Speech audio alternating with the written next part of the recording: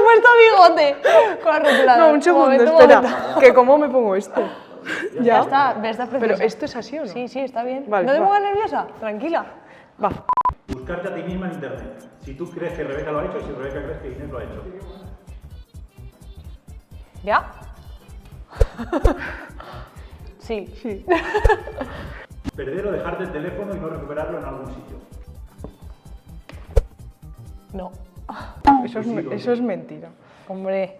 Lo has ¿Qué perdido, poco me lo has conoces, perdido eh? seguro. Una vez que en Salamanca, bueno, me lo robaron, o sea, lo llevaba en la mochila y me lo robaron, o sea, me abrieron por la calle, yo no me enteré, me abrieron el bolsillo, me quitaron el móvil y lo recuperé. O sea, fuimos a la policía, o sea, recorriendo, persiguiendo al ladrón. chico por Salamanca y lo encontramos. Enviar un mensaje a un grupo de WhatsApp equivocado.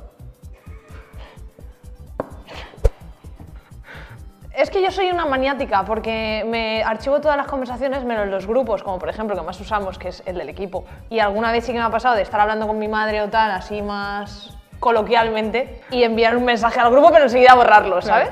Sí. Ahora que se pueden borrar es lo mejor. Tirarse en paracaídas, hacer puenting o alguna actividad así en plan. Sí. No. Quemar alguna cosa cocinando.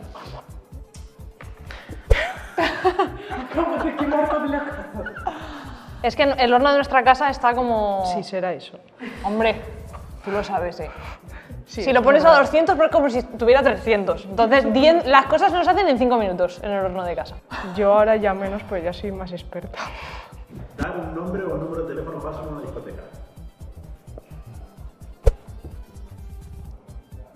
¿Tú sí? No. O sea, lo das de verdad. Sí. De hacer una broma con compañeras de equipo. No, está muy fácil, o sea, putear a Pero- alguna compañera de equipo en algún momento, en algún viaje, en algún entreno, yo qué sé, alguna putadita que se pueda ¿Tú sabes hacer. alguna? Yo no.